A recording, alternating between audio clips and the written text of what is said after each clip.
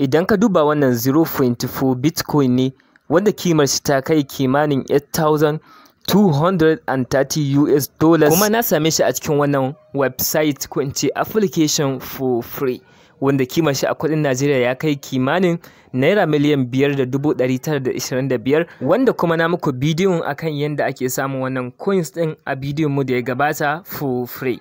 Kaɗan daga cikin ku sun yi amfani da wannan damar su rijista a cikin wannan application na superEx. Idan kana ɗaya daga cikin su, congratulations.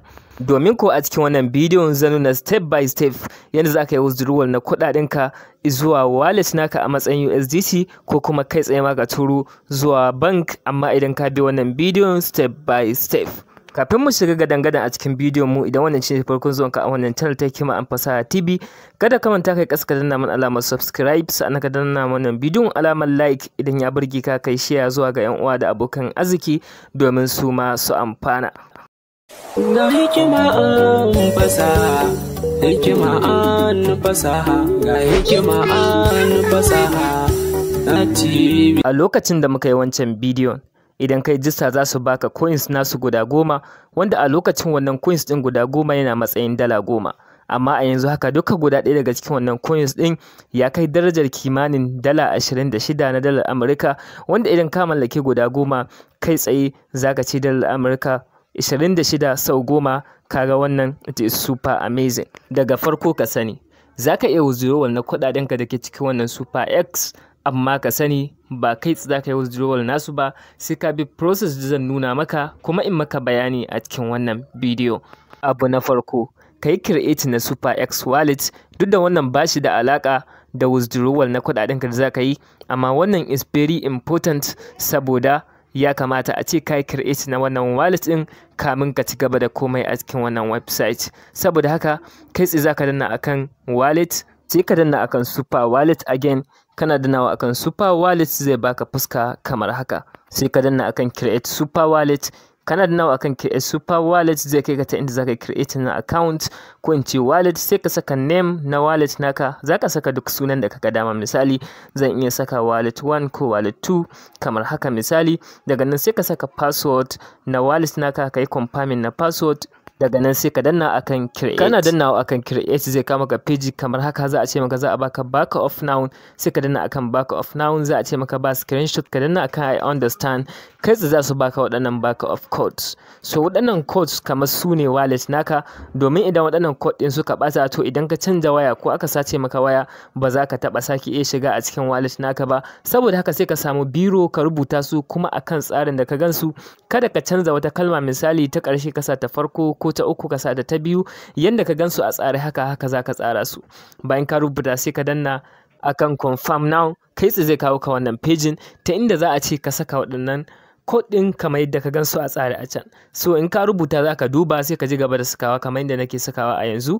Amma ka sani wannan press code ɗin ko in ce back up code, idan ka bari wani ya same su, so kai tsaye zai shiga a cikin wallet naka, sa'annan ya cire kuɗaɗenka. So abin da za ka yi ka saka su kamar yadda suke. Bayan ka kammala saka su gaba ɗaya kamar yadda ka rubuta su a tsare, sai ka danna akan next. Kana dannawa akan next, shikenan ka create na wallet naka successfully. So kai tsaye zaka iya delete na wannan wallet din, kuma zaka iya shiga a cikin wannan wallet din ka aza duka currency da coins din da kake so kai amfani da su. Sai dai kamin kai create na wallet akwai lokacin da za su ce maka sai kai authentication, kuma idan ka duba a can za ka ga cewa babu ainihin country na Nigeria. Idan za ka yi amfani da mobile number sai dai ka yi amfani da Google Authenticator kuma Microsoft Authenticator. So abinda za ka yi shine sai ka yi amfani da Google Authenticator. Kawai za ka shiga a Google Play ko App Store sai ka yi downloading na Google Authenticator. Kai tsaye za ka gan shi kamar haka. Kai tsaye sai ka buɗe application ɗin bayan ka yi downloading. Za a ce maka ka saka enter set of keys, sai kai copy na keys da za su baka daga cikin wannan superEx ɗin, sai kai pasting a cikin wannan. So kaga ba zai ba da damar ka yi showing na bidiyo ba akan shi saboda security.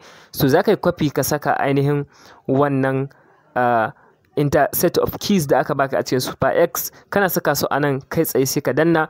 Za ka ga suna baka lambobi randomly.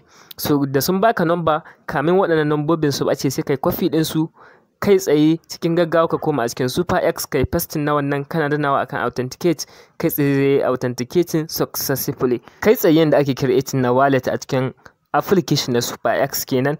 bayan ka creating na wallet, hanyar zan nuna maka ita ce yanzu yanda za ka kai withdrawal na kuɗaɗenka daga cikin superEx, wanda wannan process ne da zan gwada maka, ko in ce zan nuna maka in maka bayani kuma akan yanda ake yin wannan a cikin superEx. Bayan launching coins na superEx wato ET, superEx sun canza tsarin da suka ce za su ba kowa ya yi damar withdrawal na 20% daga cikin coins ɗin da ya samu.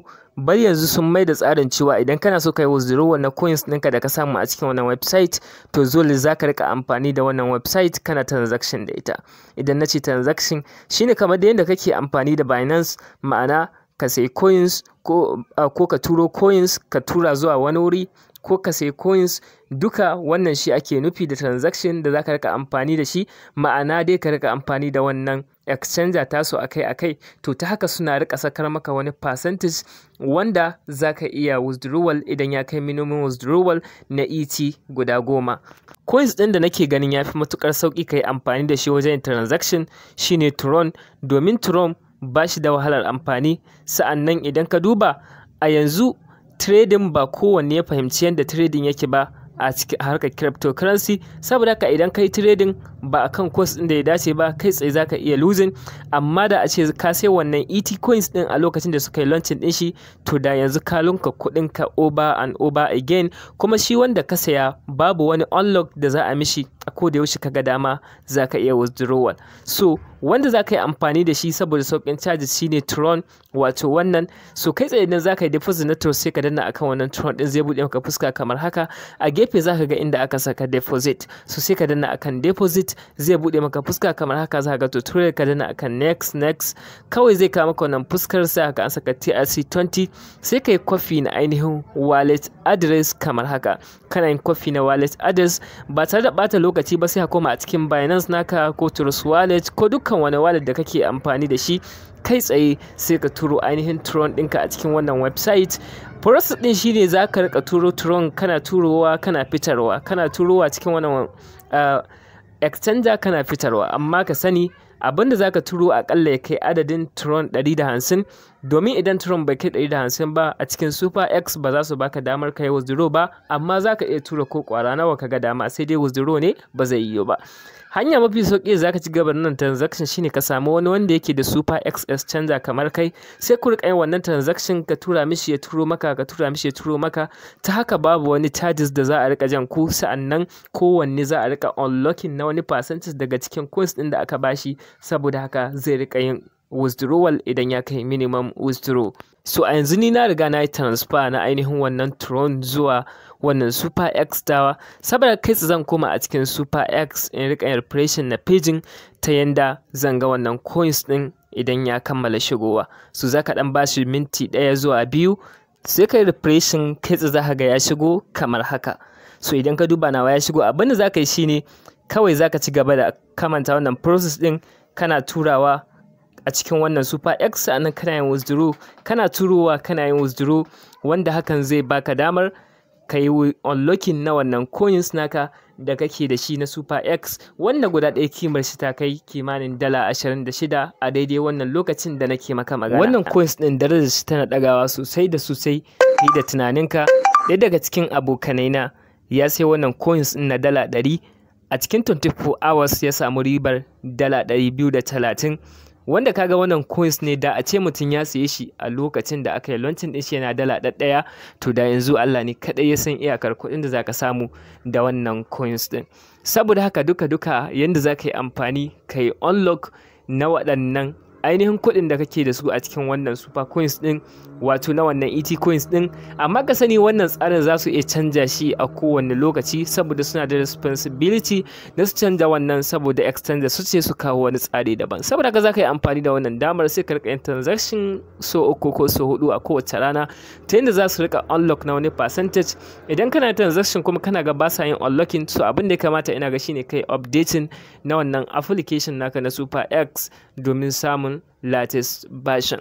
Kamar yadda ka ga darajar coins ɗin ET ta ɗaga na superEx, wannan is example of yadda cryptocurrency yake aiki. Idan ka saye shi a lokaci yana sabon fitowa, sa'annan ka yi holding ɗin shi, ka riƙe shi, ko kai staking ko kai trading ɗin shi, kai tsaye zaka ga cewa idan darajar shi ta daga zaka iya sayar da shi. Amma ka sani kuma cryptocurrency zaka iya sayen shi kuma ya dawo darajar shi ta yi ƙasa sama da ta yanda ka sai shi, wanda kenan zaka iya afkawa a cikin hasara. Amma wannan akwai coins din da akwai yanayin da ake duba na coins sa'annan ai investment a ciki. Amma wannan idan zaka investment a ciki yanzu ka bari lokacin da ya dan ƙara dan saukowa ƙasa kamar irin da dare haka ko abin da ya haka, sai ka sai wannan coins din. Na tabbatar idan ka sai shi zuwa gobe kila insha Allahu zaka ka ci ribar daloli masu yawa. Yanda ake sayin coins din shine kai tsaye bayan ka yi deposit na USDT naka a cikin superEx, sai ka danna akan trade. Kana dannawa akan trade zai bude maka peji kamar haka, ta inda za ka ga inda aka saka buy ET. Amma kafin haka nan za ka ga ainihin wani icon kamar haka wanda za ka iya dragging din shi amount inda kake so ka saya. Kawai bayan ka kammala shi ka danna akan buy ET, kana saye shi kenan automatically ka yi buying na wannan ET nasu. A lokacin da farashin sa ya daga ya kai inda yake so ka sayar, kawai sai ka danna akan sell. Duka anan mu kawo ƙarshen bayani akan yadda zaka yi withdrawal a cikin superEx. Da fatar kun ji daɗin wannan bidiyon. Idan haka ne kada ku manta ku danna alamar subscribe, ku danna wannan bidiyon alamar like idan ya burge ku, ku yi share zuwa ga 'yan uwa da abokan arziki.